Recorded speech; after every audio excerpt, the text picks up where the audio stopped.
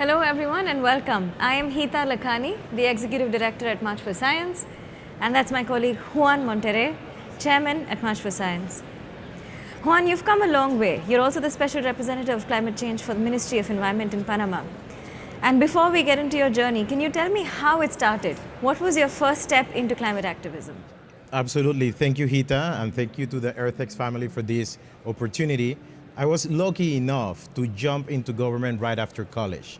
And even though I was engaged in environmental negotiations and climate policy making for about 4 years, it was not until 2017, during the inaugural March for Science, that I attended my first protest. So it was exactly 8 years ago in Copenhagen, where that March for Science protest happened, that I engaged in that kind of scenario. And here we are, 8 years later, celebrating the anniversary of March for Science. So it's wonderful to see how this journey has come together. Can you tell us a little bit more? What has happened since then, and what does it mean now as your special representative for climate change? So March for Science started as a movement, and it has evolved into a movement that focuses on working with governments.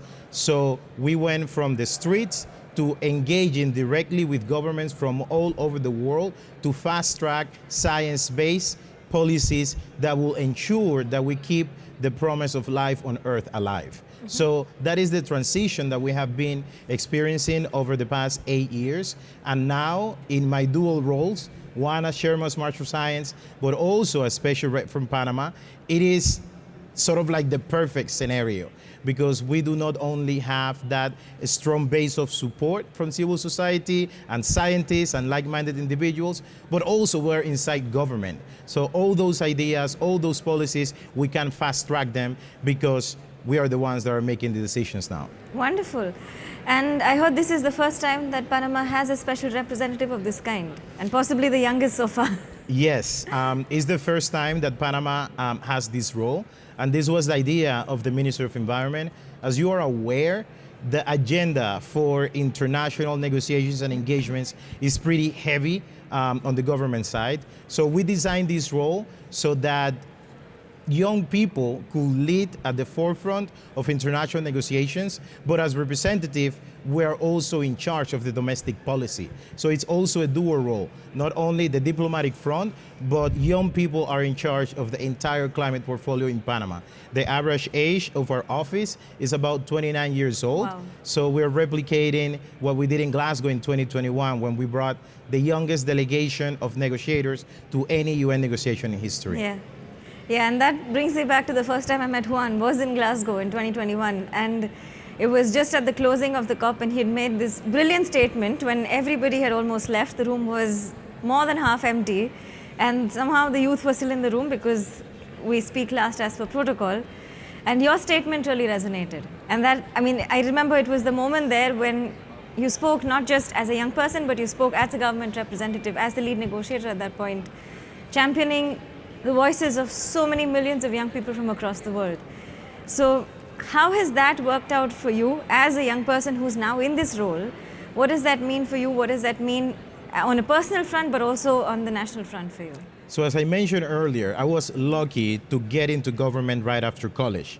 And when I went in and I realized the magnitude of the issues that we were facing, because the honest truth is that governments manage privileged information. They get the latest science, the latest data that the public has not seen. So being inside and realizing that we were literally marching towards our collective death sparked on me a fire that has just grown and grown and grown over the years. And the main and medal piece of my work has been opening doors for other young people to come in. My first negotiation, I went in, the average age in the room was about 65 years old. Everything was running so slow. And my idea always was, if we have more young people in these spaces, I am sure things will move faster. And you are one that knows a lot about that. So you tell us about the Climate Youth Negotiator program that you started back in 2022, and that today is its 3rd year anniversary. Yeah, so we founded the Youth Negotiators Academy and our first program, the Climate Youth Negotiator program, 3 years ago at EarthX in Dallas. So it's a lovely roundabout to come here back today. we started the Youth Negotiators Academy with the very same belief, right? We've been part of the UN process for a while, navigating the entire process, understanding, being a part of it as observers, as civil society. To be able to bring about change, it takes forever. You need to know the right actors, you need to know who to contact, how do you lobby, how do you advocate, how do you really make change, and then maybe something works, maybe something doesn't. And that's basically what we wanted. We wanted to ensure that youth are at the forefront of decision making. They're in the decision making rooms, they're at the tables when these decisions are made. Much like what you said and what you were doing with Panama back then. So this is basically where we started. We started with the Climate Youth Negotiator Program. And now we have 2 more programs, the Land Youth Negotiator Program focusing on the desertification and land negotiations in the UN. And also we've launched the Biodiversity Youth Negotiator Program. So that's been a wonderful journey.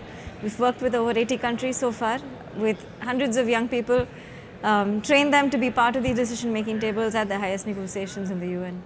And you know, I am so thankful for the work that you and your colleagues have done, because at that COP meeting in Egypt, the first time that you brought about more than 50 young negotiators into the room, that was the first time that walking into a room after almost 7 years of negotiations, I felt like other like-minded individuals were sitting in those rooms. And I know that you have fantastic stories of how this connectivity and how this camaraderie that has built within the group has aided in advancing decisions. So tell us that story about that early morning when everything was stuck, where your young people were able to unclog it. Yeah, this was in one of the negotiations back in Egypt. And there was, I think it was in an adaptation track, and it was heated. The countries didn't know which way to go because we couldn't find consensus. And there were 2 young negotiators, one from Paraguay, one from Fiji. So from very different parts of the world.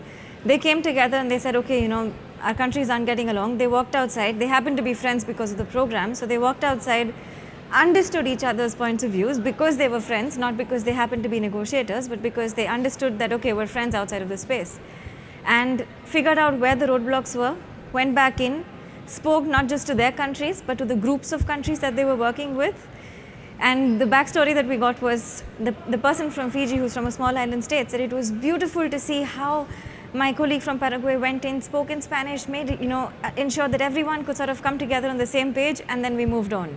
So it's little moments like this where you don't necessarily see history, but it's moments like this which carve the larger process. Absolutely, and it shows us that it's a human experience. Ultimately, all of this is about human-to-human contact.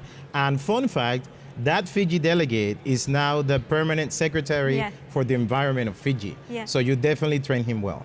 Thank you. To wrap us off, can you tell us a little bit about what's coming up in Panama? I know in a few weeks, there's a very exciting summit and a Global Climate Week happening. So can you tell us a little bit on what's happening on those lines? Absolutely. So Panama is going to be hosting the first ever Global Climate Week from the United Nations. That is going to be the week of May 19th.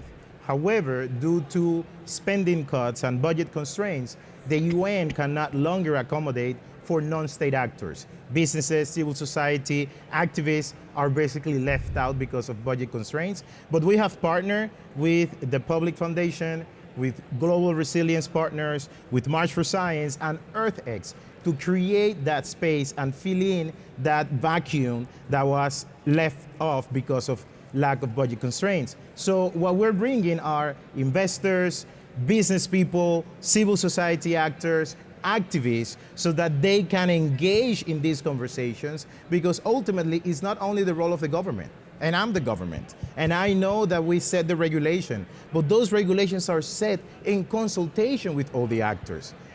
I don't care if a government sets a target, but if that target has not been consulted, worked through, and simplified for the private sector, we're never going to reach that target.